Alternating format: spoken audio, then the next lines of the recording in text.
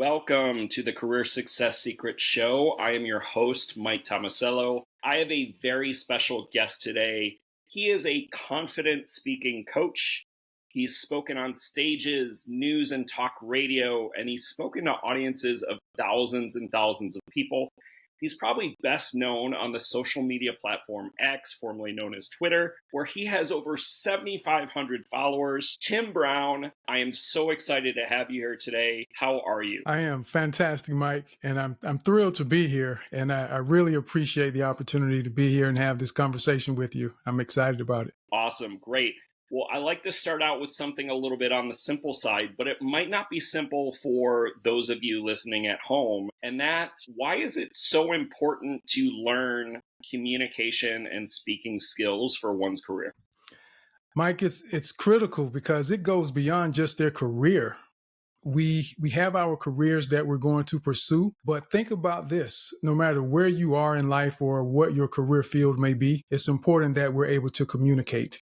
And I consider the idea that people often say that you leave work at work and leave home at home. But when you have experiences in those different environments, you have to understand how to navigate those feelings and emotions to still be able to communicate wherever you may end up after those experiences happen. But when it comes to our careers, it's really important because the ability to communicate effectively and with confidence opens doors for you. It positions you so that you're willing to speak up when people ask questions. You're willing to volunteer and give your opinion about ideas and questions that may be posed in meetings, or be the one that says, I'm willing to do the presentation.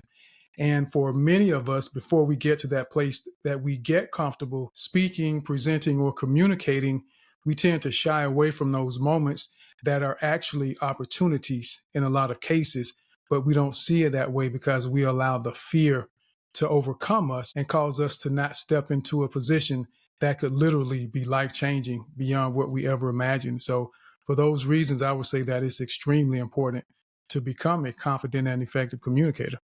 Awesome. Well, I love you brought up the fear aspect.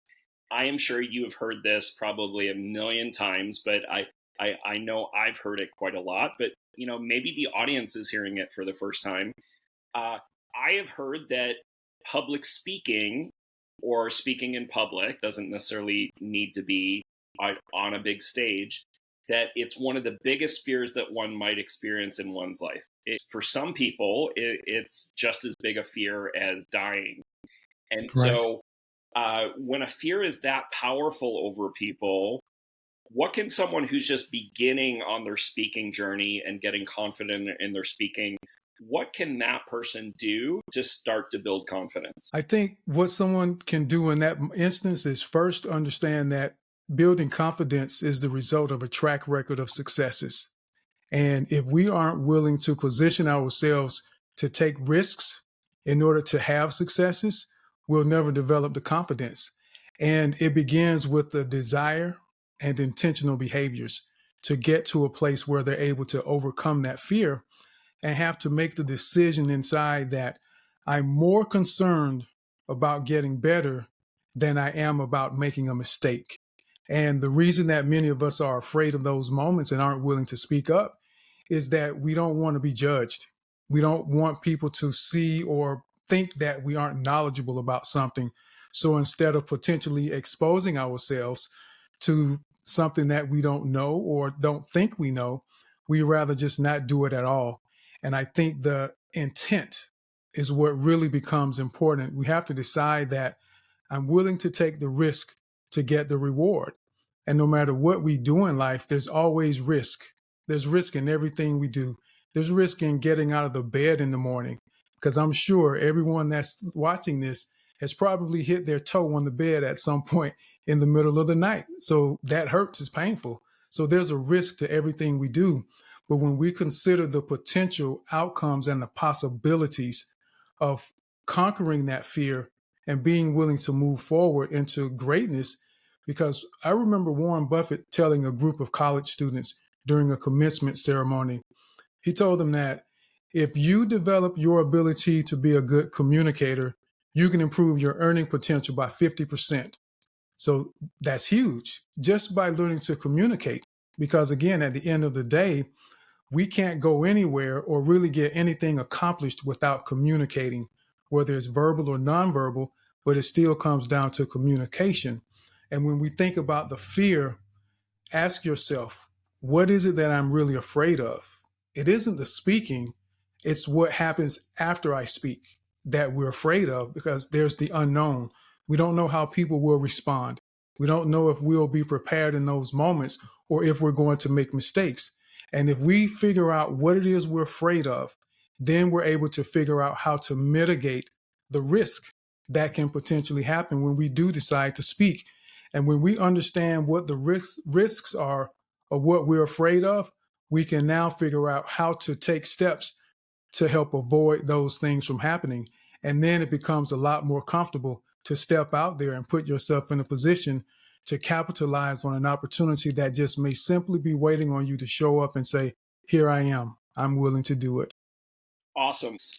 There was a lot of great stuff in what you just said, and I want to break it down into compartments for those of you listening at home.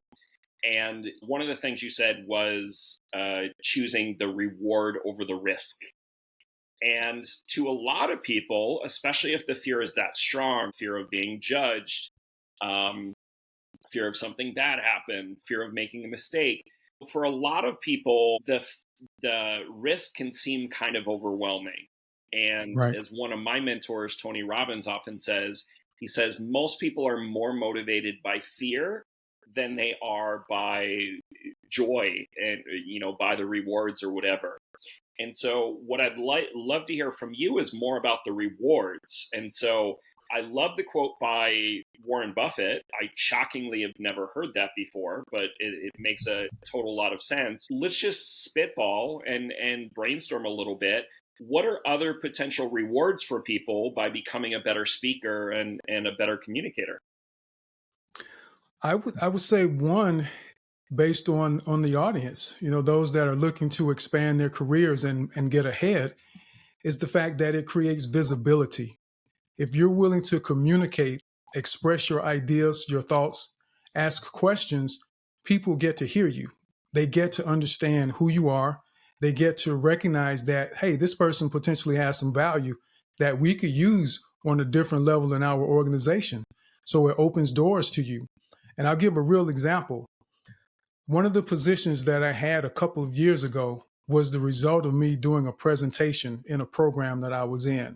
So the hiring manager that brought me onto the team said that he realized that what he was looking for was right there under his nose, because we worked in the same building. But after I did that presentation, it created visibility, and that made me stand out in his mind. And it opened the door for an opportunity that I wasn't even looking for. So that's a reward that can come as a result of us overcoming that fear and being willing to take the risk for the reward. But on an even bigger scale, being willing to share things that need to be said, because it isn't even just on the job, Mike. There are relationships that we have that people aren't willing to say what needs to be said. They aren't willing to communicate. So when we think about it from a big picture, we're afraid to communicate and express ourselves in a number of environments that go beyond just work. And when we don't, it puts us in positions that can be compromising to our well-being. So now we have a matter of our actual physical health that can be compromised, and becomes a reward that we alleviate a lot of stress when we navigate and work through that fear and be willing to say the things that need to be said, when a lot of times we wouldn't, because of the fear that there's going to be conflict in a relationship because of our honesty. So there's the reward of well-being and wellness that comes about from being willing to communicate openly and well with people. So I think those are two big ones to really keep in mind, is that visibility and opportunities that will find you because you speak up, and wellness, because it can alleviate a lot of stress when we communicate with people in relationships beyond just the job. Wow. I totally wasn't expecting that. I am a huge advocate of mental health and looking after one's health first. And I Mhm. really hadn't thought of it as sort of a stress relief type mechanism. So I love the fact that Mhm. you brought that to the table.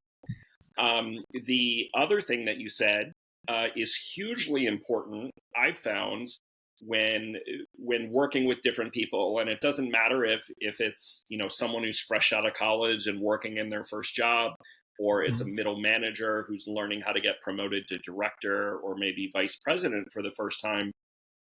Visibility is so crucial, and so I love the fact that you brought it up. Actually, it's funny. It's such a simple thing, but one of the best pieces of advice that I've heard over and over again from multiple executives is when you are in a all hands meeting, and for those of you that don't know what an all hands meeting means, it's just a simple name for an all department or an all team meeting. They recommend being the first person to stand up and ask a question of the team leader or the executive or the first person speaking. I see you nodding your head, Tim. What are your thoughts on doing something like that? I think it's important to be willing to do that, and that could be a great first step for people that are trying to figure out how to manage the fear. And I will say quickly, I say manage the fear and not conquer it, because the butterflies are what really affect people. They feel the butterflies and they shy away from the moment. And I've been speaking for 15, 20 years, and I still get butterflies sometimes. So I appreciate the butterflies. It's a moment of humility for me. But speaking up in those all hands meetings, it can be valuable because people get to hear you again. You make it known that I'm here, I'm willing, I'm paying attention. And when we ask good questions, thoughtful questions, it says that I'm connected and committed to what we're trying to do as an organization. And that puts eyes on you. So people become more curious as to what else you may have to offer. So you may get follow up questions as a result of something that you say. And I will encourage people not to get discouraged if you pose a question or make a thought and don't get the response that you expect, because that can be deflating, especially if you're trying to conquer the fear. But stick with it, because that's part of it. We've all gone through those moments where things didn't work quite the way that we expected them to, but that's part of growth. So even managing that fear and getting comfortable speaking, we have to get used to the no's. We have to get used to the so-called rejection of the ideas that we may have, because that is part of the process. And I like to always provide the balanced perspective of things that I share, because there is that side that will make them feel like, you know what, this is why I didn't want to speak. But we have to be open to accept those moments, because they're going to happen. But the more we do it, the easier it becomes. Like lifting weights, the more you lift, the easier it becomes. And eventually you have to lift a little more to get any benefit from it. So with our speaking in those all hands meetings, that's a great start. Just ask a simple question, because if you ask the question, there's probably at least two or three other people that have the same question. So now you create opportunity for them to understand and learn as well. So it's great for visibility in those meetings. I love that. And I love how you sort of circled back to the rejection, and I would put rejection sort of in a very similar category to fear of being judged. Mhm. And you talked about exercising and sort of getting in those muscle reps and whatnot. And feel free to elaborate on that or include some different tips. But if one of people's main fears is fear of being judged and fear of rejection, what are some beginning things that people can do to start to overcome that or mitigate that risk that you were talking about earlier? Right. Starting small with little things. And I was actually telling a group of people the other night, as you're walking down the street, in the grocery store, just start speaking to people. A lot of people don't really speak these days, they just walk right past you. But speak to people, just wave and say hi. Strike up a simple conversation in the grocery store, and it literally can evolve from that, because that's practice. Every time we open our mouths to speak or communicate with someone in any form or fashion, it's an opportunity to refine our ability to communicate. When we become intentional, as I said in the beginning, we have to be intentional and have a desire to get better. And when we decide that we want to be better and we're intentional about it, we look at those moments again as opportunities to improve and read something out loud or practice doing a small speech or reciting a commercial and record it. Listen to yourself to see what it sounds like. And I know that's something most people hate. 99% of people say I hate listening to myself, but that eventually is part of the process in order to identify what I call the opportunities that we have. Most people call them mistakes and mess ups, but I call them opportunities. And when we listen to ourselves, we get to figure out what it is that we can work on. Because I don't want people trying to do too much too fast. That becomes overwhelming. And when you're trying to fix too many things, it's very difficult to see progress. But just speaking to people on the street, speaking to people on the job, call some coworkers up just to see how they're doing and have casual conversation that may not be about work. And all of those are moments that open the door to allow you to feel more and more comfortable with the idea of engaging with people, sharing your thoughts and ideas that allow you to realize that it's okay. People are willing to listen to things that I have to say, and then you continue to progress. And now you can ask that question in the meeting when you may have been terrified because there were 30, 35, 100 people on the call or in the room. But we have to get to that point, just like riding a bike. You know you'll probably fall the first time you try to ride it.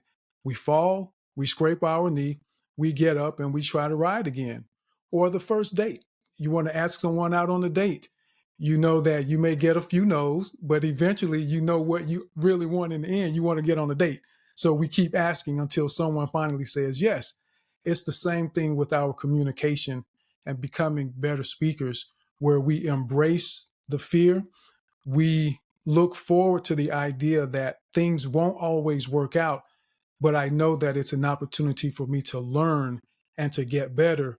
And ultimately, I'm more afraid of not getting to my goal than I am of the mistakes or the potential rejection that I may experience on the way. Awesome. I love that. Don't go anywhere. We still have a lot more that I want to cover today.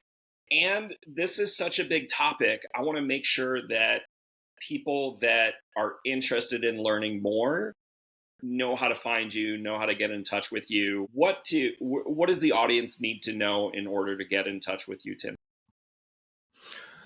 The audience can get in touch with me simply by going to X. X is a great place to find me.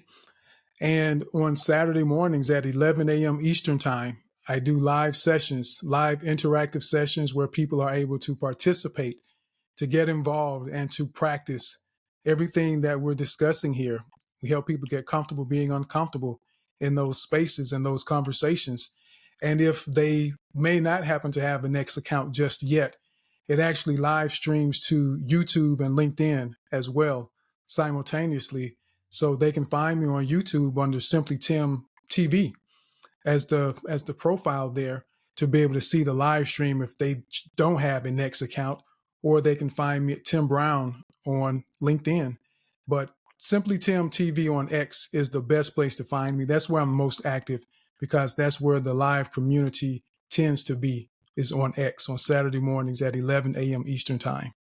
Awesome. I love it. And so, for those of you that aren't familiar with the name switch, X, the social media platform formerly known as Twitter, I have personally heard Tim speak in spaces, absolutely phenomenal.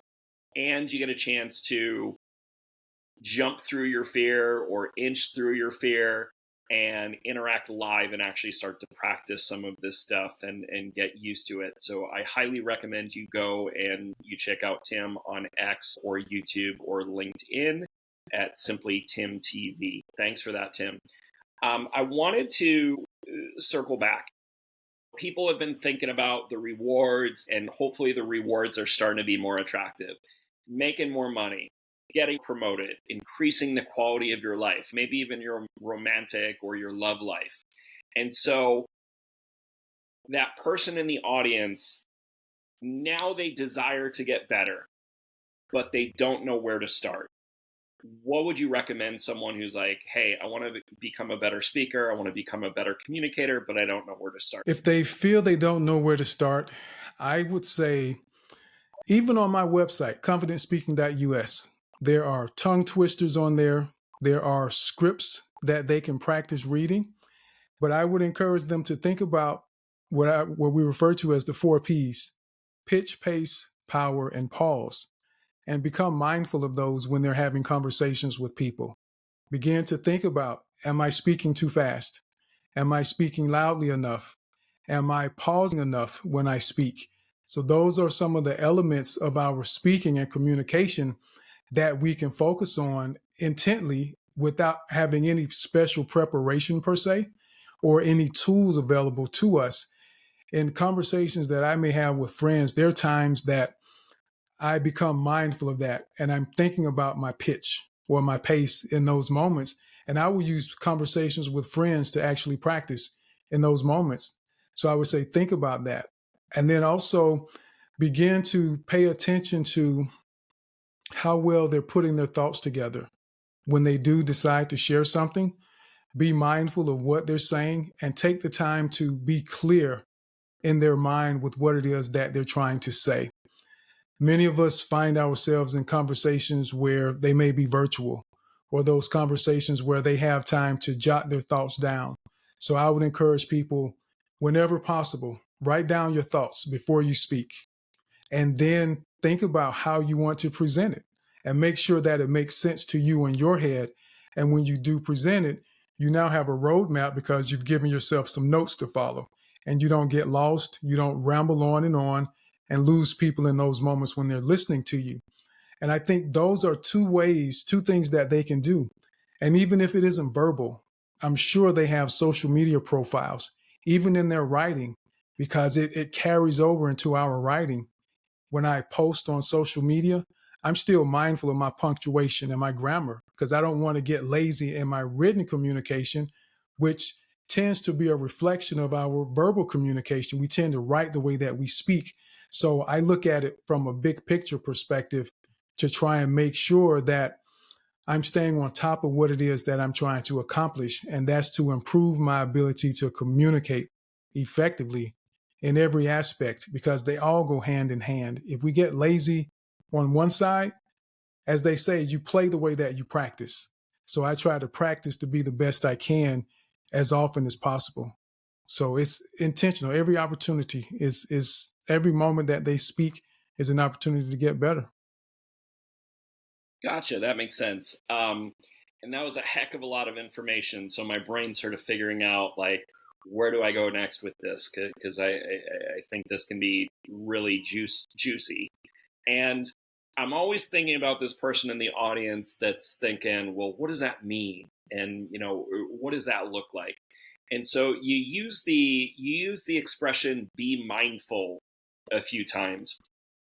What does that mean to you? What does that mean to someone who might not be familiar with that phrase? Okay. For me, being mindful in communication, I encourage everyone. My goal is to help people become more confident and effective communicators in every environment. And being mindful in our communication means that it's no longer about me. It's about the people I'm communicating with. So I'm trying to be very intentional about understanding how I'm affecting the people that I'm communicating with. I'm paying attention to the body language. I'm paying attention to their tone. I'm paying attention to the way that they respond. Are they no longer interacting or engaging the way that they were when we initially began? Which could mean that they're ready to leave, but I'm holding them hostage in that moment and I'm not paying attention to the signs. So be mindful of my impact and how I'm affecting the people that I'm interacting with. And that's very important when we're communicating, even on the job, because you don't want to go into the executive's office with this long list of things that's going to take 20 minutes to talk about. That's where having those bullet points comes into play to understand how to refine those thoughts and be more concise with what it is that you're saying. So that's what I would say being mindful is making it about the other person, listening more than I speak, and understanding where I can provide the most value to them, whether it's with what I say or how I'm able to engage or be empathetic to the things that they're sharing so that they know they're important in this conversation and that it isn't just about me. That's what I mean by mindful in communication. Got it. I like that a lot. In the marketing world, and I understand everybody listening to this might not be in the marketing world, but I think a lot of marketing principles can apply to communication and being more effective. And one of the principles we talk about is the concept of a target audience. And so, who is the Mhm. person you're trying to communicate with? Who is the person that you're speaking to? Is it your boss? Is it your loved one? And really getting an idea of what the impact is on them, as you were talking about, and what are their wants and what are their needs. And Right. that can be kind of challenging because the world has been telling us lately, hey, take care of yourself first. And if we're not too careful and we only look after ourselves and we're not mindful about what the experience is like of the other person, what the wants and needs Mhm. are for the other person, our message isn't necessarily going to resonate because we haven't met the wants and the needs of the other person. Any thoughts or additions that you want to add to that? It can be a lot when you think about it. The number of people that we interact with, if we were to try to add it up, it could be daunting.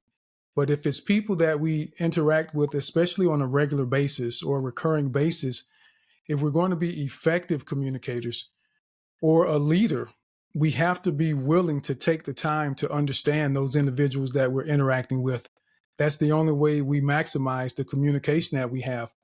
And that's one of the reasons it can be difficult for people to be effective leaders because they aren't willing to put in the work, or they may not even understand the importance of putting in the work to understand each individual on their team, each style that's required to interact with those individuals. Some people want you to just be straightforward with them and say, hey, you know what? I don't like the way that looks. It's ugly. Some people want that, where some need you to be a little more gentle, a little more sensitive in your response because they could have had some experience in life where they were constantly being told how bad they were or how good they weren't. So they're more sensitive to those firm and direct approaches. And we have to be willing to take the time, which is why it can't just be about me. It has to be about other people. And for me, I know it comes easy for me to do that because I think that's just the way God made me. That's the way I was built. I've come to that point. I wasn't always that way. I admit that in the past I was more selfish and I've acknowledged and admitted that. But I've come to a place now where it's about the other person because my dad told me when he was an officer in the Air Force, and he would say, if you take care of your people will take care of you. Mm, And I carry that with me into life. So I understand that if I look out for you, chances are you're going to be willing to look out for me at some point. Not that I expect it, but that's just the way we typically are, is we want to try to help the people that are willing to help us when we have the opportunity to. So if I help 100 people, that means that's a lot of people that's going to be willing to have some level of concern about my well-being when I'm in a time of need. So it's easier for me to prioritize other people because that's part of what makes me feel joy. That's part of my fulfillment, seeing a smile on your face because I was able to share something or help you with something or just make sure you were doing okay that day when I saw you walking down the street. I love that. I love that message for so many different reasons because I've experienced that over and over again in my life and my career. The other reason why I like it, and what I've heard from other speakers that are even more successful than myself, you know, they have told me that, hey, if you have a tendency to have this fear of being judged or being rejected or overly worrying about this presentation you have coming up, if you focus on being in the present moment and caring about your Mhm. audience first, you'll stop thinking about all of that internal stuff Right. because your focus is on serving the other person. And so ironically, by doing that, a lot of the fears and worries actually go away. Right. Agreed. Agreed. I agree with that. And it's one of those things where if you look for something negative, you will tend to find it. If you look for the sunshine in those dark, cloudy moments, you can find it. We just have to look for it. And to your point, if we choose to focus on what we're trying to accomplish, spend that time and energy thinking about how you're going to open your presentation instead of focusing on what could go wrong. Because again, those butterflies, we don't control when the butterflies happen. And that's the beauty of it. And as I mentioned, for me, the butterflies are a great reminder to me that this is an important moment. It reminds me to take the moment serious and that I now have a responsibility to take care of these people who have entrusted themselves to me and the words that I'm going to share with them. So it's an opportunity to potentially change someone's life and have a positive impact on someone's life. So I don't have time to get caught up in the fear in that moment because I've got something important to do, something I need to take care of. And anyone that's ever been a parent of young children, they were afraid. There was fear in the beginning because you didn't know how things were going to turn out, but it worked out in the end. The first day on the job, there was nervousness because you didn't know how it was going to go, but it worked out. The first time you drove in the car or rode your bike, it worked out, even though the nervousness and the fear was there. So take into consideration all the things that we've accomplished. Because remember, confidence is the result of a track record of successes.